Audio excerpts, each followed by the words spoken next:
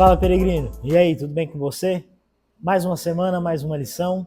Chegamos agora à lição 10, já estamos caminhando aí para o final do trimestre e está sendo ótimo poder encontrar com vocês aqui toda semana para juntos estudarmos a palavra de Deus. Não só com você que nos assiste, mas com essa galera animada, a Yasmin, a Sara, o Marcos. É um prazer estar toda semana aqui com vocês. A lição de hoje, a lição desta semana, é uma lição de extrema importância para nós. Eu diria que isso aqui é o manual de sobrevivência do cristão. Vou compartilhar a tirinha aqui. Dessa semana é uma tirinha bem simples, mas muito carregada de significado. Vou compartilhar a tela aqui como de costume. Beleza? Tela compartilhada.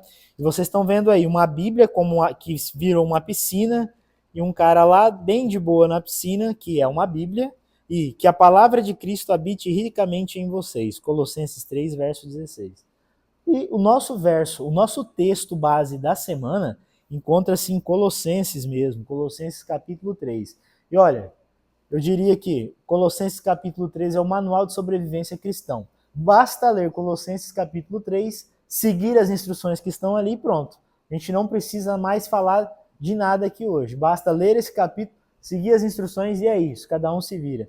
Mas nós vamos falar um pouquinho sobre esse capítulo maravilhoso da Bíblia, sobre essas instruções maravilhosas que Deus nos deixou através do apóstolo. Como de costume, a parte de domingo vem ali aquela história da vida pessoal do autor, e essa semana é uma história da época da pandemia, isso mesmo. O autor dessa semana, ele traz que durante a pandemia do Covid-19, ele tentou fazer alguma coisa nova. Tava aquele tédio geral, todo mundo em casa, e ele falou, vou fazer alguma coisa diferente. Então o que ele fez? Ele começou a gravar ali todos os dias um vídeo de 3 minutos falando sobre algum texto da Bíblia, que era sobre o que ele lia naquele dia. Então ele passou a fazer aquilo, e ele chamou isso de Red Door Reads, leituras da porta vermelha, porque a casa dele tinha uma porta vermelha, né? Então ele começou a fazer, e ele disse que com o passar dos dias, conforme ele ia postando vídeos, todos os dias ele postava um vídeo, ele começou a receber milhares de seguidores espalhados pelo mundo inteiro. E de várias pessoas mandando mensagem para ele, dizendo que, agradecendo por ele estar fazendo aquilo, que aquilo estava mudando a vida das pessoas e tudo mais. E ele sabia que os méritos daquilo não eram dele, sim de Cristo, porque era através da inspiração de Cristo que ele conseguia fazer tudo aquilo. E aí ele parou e pensou, ele falou, cara, como que é interessante isso, porque o momento que eu passo no altar com Deus e compartilho com as outras pessoas está transformando a vida de outras pessoas, ou seja, eu não estou fazendo nada, apenas recebendo a instrução de Deus e deixando com que as pessoas também recebam a mesma instrução que eu recebi no dia. E ele diz que através disso a vida dele e de milhares de pessoas pelo mundo foi transformada.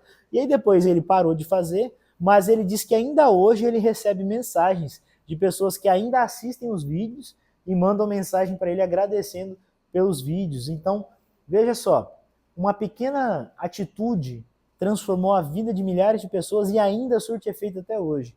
Então, o fato dele receber instruções de Deus e retransmitir essas instruções para outras pessoas fez com que não só a vida dele, mas a vida de milhares de pessoas ao redor do mundo fosse transformada. Isso é incrível, não é?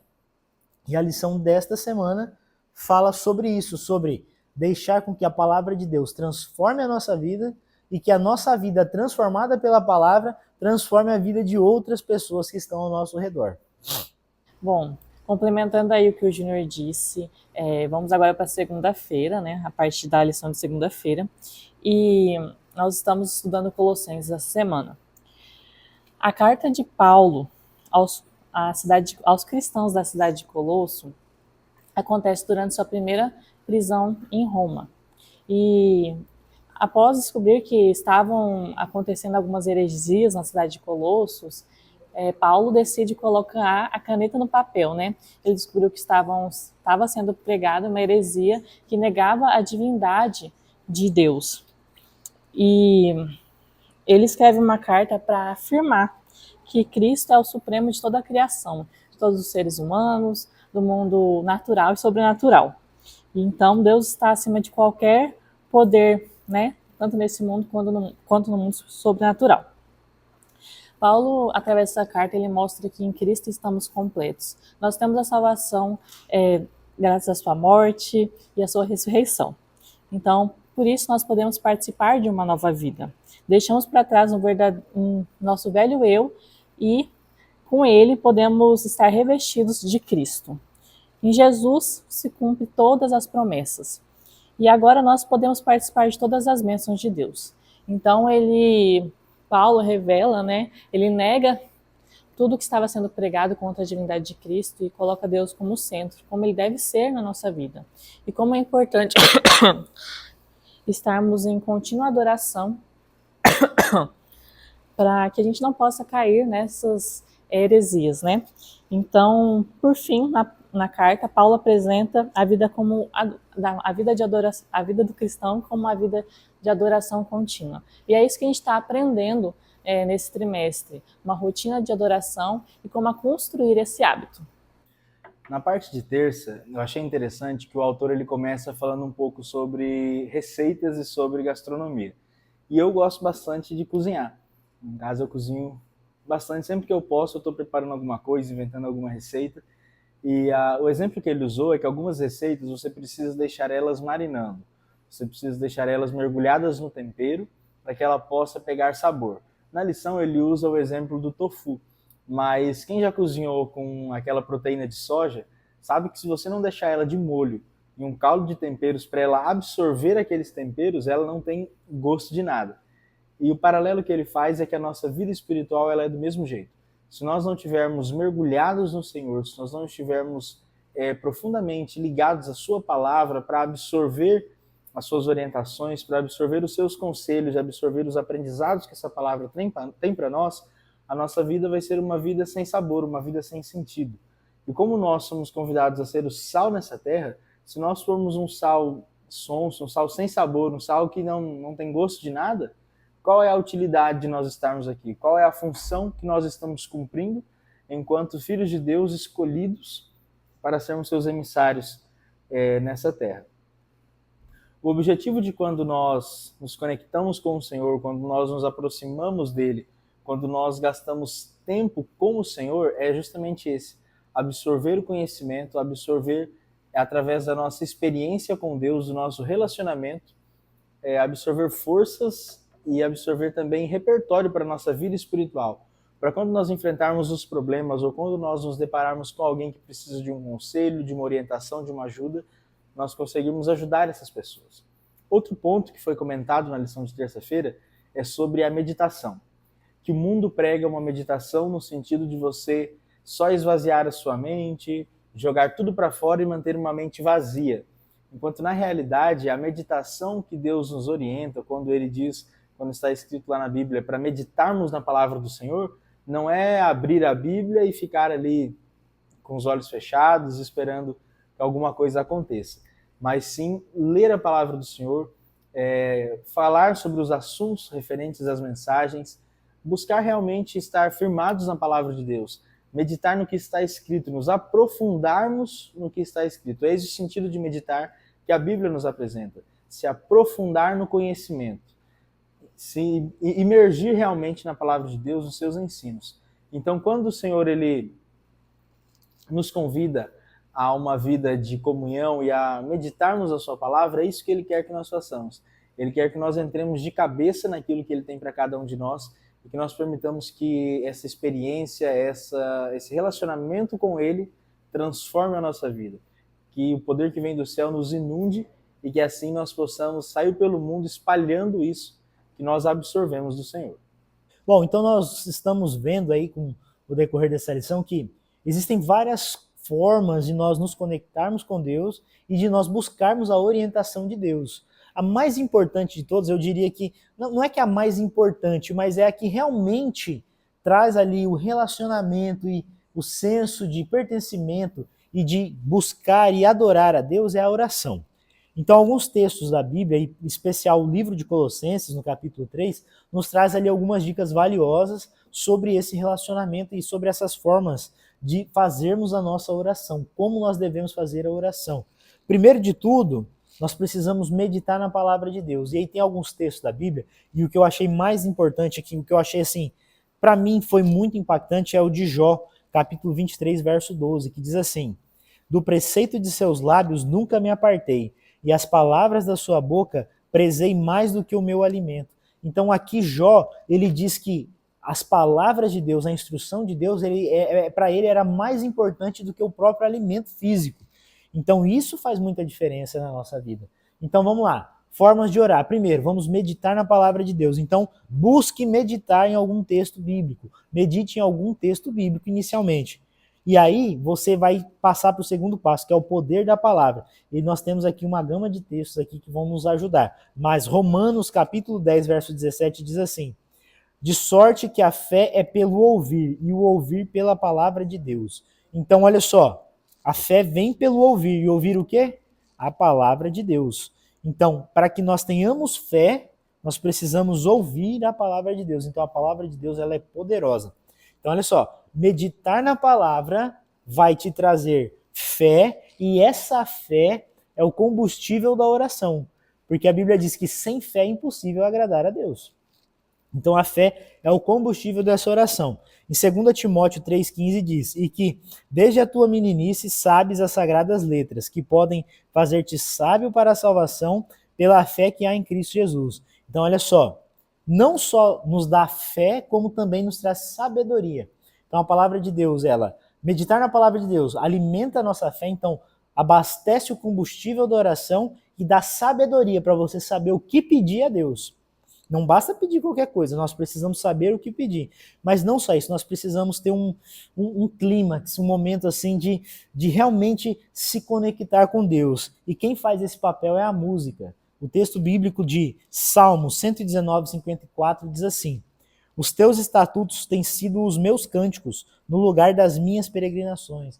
Então olha só, o salmista ele cantava sobre as leis de Deus. Então a música ela tem esse poder de nos aproximar, ela tem esse poder de nos fazer voltarmos a Deus. Então, olha só, para a nossa oração ser uma oração excelente e alcançar o objetivo da oração, nós precisamos, primeiro, meditar na palavra de Deus, para que através dessa palavra nós alimentemos nosso combustível da fé e também tenhamos sabedoria, e depois nós precisamos nos achegar a Deus. E aí você pode colocar aquela música para você relaxar, para você realmente se aproximar do Criador. E assim a gente consegue, então, entregar uma oração eficaz e uma oração com propósito para nosso Deus.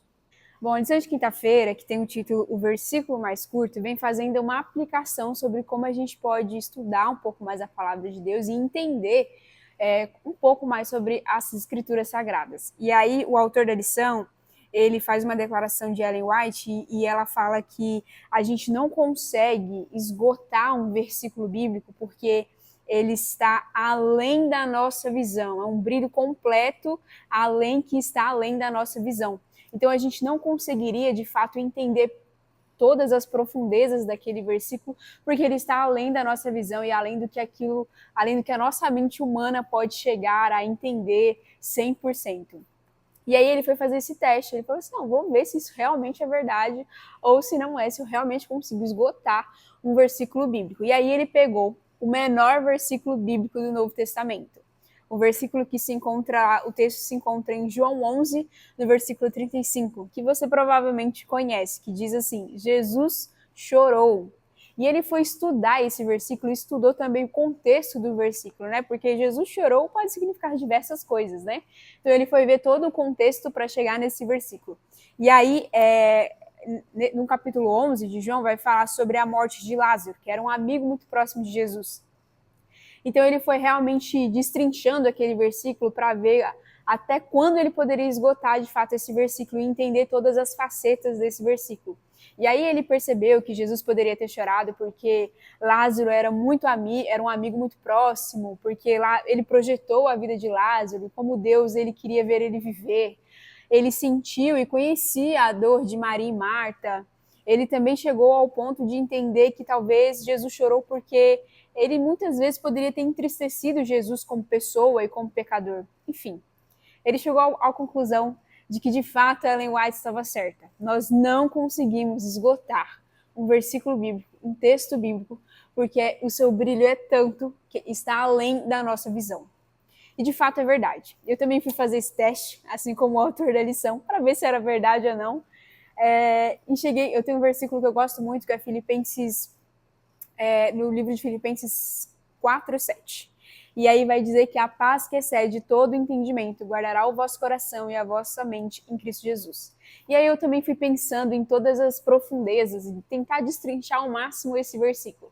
E de fato a gente não consegue concluir todo o versículo em sua profundeza, de fato como ele é. Então a Bíblia, ela é muito profunda. E ao examiná-la, a gente pode chegar a muitas reflexões, porque Deus deixou de fato isso pra gente. E aí eu queria deixar o convite para você pegar um versículo que você gosta muito e ir destrinchando ele, tentando esgotar ele, a sua mente, eu tenho certeza que vai ser muito benéfico para você, para a gente entender a profundeza da Bíblia, da palavra de Deus e o quanto ela pode ser significativa na nossa vida.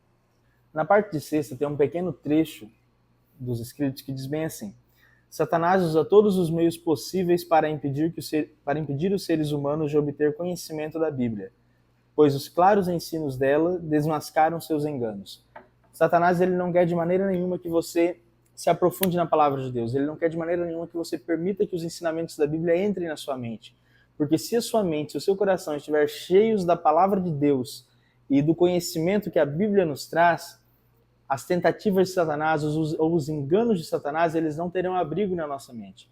Se nós estivermos realmente com a base sólida naquilo que o Senhor nos ensina, os ventos deste mundo ou as tentativas, as tentações de Satanás, elas não serão suficientes para nos destruir, porque nós teremos uma base sólida e bem firmada naquilo que o Senhor nos diz, e assim nós saberemos distinguir facilmente entre o que é verdadeiro e o que é mentira, entre o que é a orientação do Santo Espírito de Deus e o que são os enganos de Satanás para nos fazer cair ou para fazer com que nós nos desviemos do nosso propósito de servir ao Senhor e levar outras pessoas a servir também a esse Deus. Bom, finalizando aqui a minha parte, né, eu gostaria de comentar um pouco sobre a Bíblia, que para mim foi o que mais me impactou durante a semana, foi aprender um pouco mais de como devemos colocar a Bíblia como o centro da nossa adoração.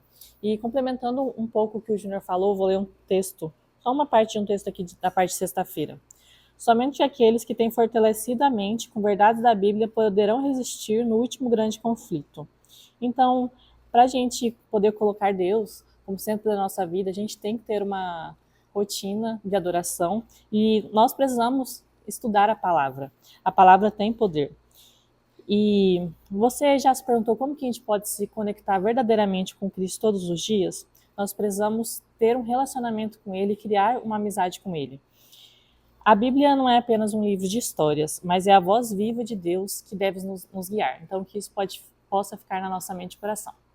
Bom, de fato, como o Gesley falou lá no início, é a palavra de Deus que vai fazer a gente discernir o que é verdade e o que não é. A gente conhecer de fato a Deus e diferenciar, né, as miraculosidades do anticristo e a miraculosidade de Deus, o verdadeiro Deus. Tem um texto na lição que diz assim: somente aqueles que têm fortalecido a mente com as verdades da Bíblia poderão resistir no último grande conflito. Então, para a gente resistir ao inimigo, resistir a todas essas circunstâncias contrárias que acontecem ao fim dos tempos, como já está muito próximo, a gente percebe isso, a gente precisa ter conhecimento da palavra de Deus. E Paulo advertiu a Timóteo, eu gosto muito do livro de 2 Timóteo, as duas cartas que ele escreve para Timóteo, na verdade, são cartas muito, muito bonitas e excepcionais assim, para o nosso crescimento espiritual.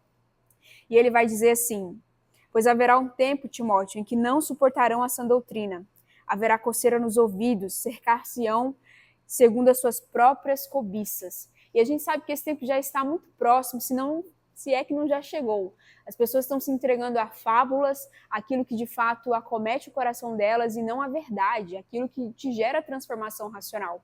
E a palavra de Deus, a partir do momento que nós a examinamos, que nós aprofundamos o nosso estudo nela, ela serve para o nosso conforto, ela serve para o nosso alívio, mas ela também serve para a disciplina, para o conhecimento, e ela vai nos libertar. A palavra de Deus é o caminho, a verdade e a vida.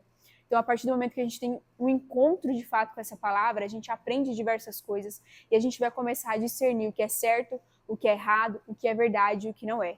E que a gente possa estar cada vez mais fortalecido para que quando chegar o momento, e ele já está chegando, a gente possa, de fato, sermos verdadeiros adoradores de Deus e saber discernir o que é certo e o que não é. Bom, nós podemos ver que a lição dessa semana e os textos bíblicos dessa semana nos trouxeram orientações preciosíssimas. E se nós seguirmos, com certeza, se nós seguirmos as orientações desses textos e da lição dessa semana, eu tenho certeza que a nossa vida cristã ela vai subir de nível. Nós vamos estar em um outro patamar. Mas chegamos ao final dessa lição. E o que a gente extrai de tudo isso? O que a gente traz de suprassumo dessa lição? O que nós podemos dizer que é o objetivo principal dessa lição? Bom, para mim, o objetivo principal dessa lição se resume no primeiro parágrafo da parte de sexta-feira, que diz o seguinte: a lei e ao testemunho se eles não falarem segundo esta palavra, é porque não há luz neles. Isso está em Isaías, capítulo 8, verso 20. As escrituras sagradas são apresentadas ao povo de Deus como proteção contra a influência de falsos ensinadores e o poder ilusório dos espíritos das trevas.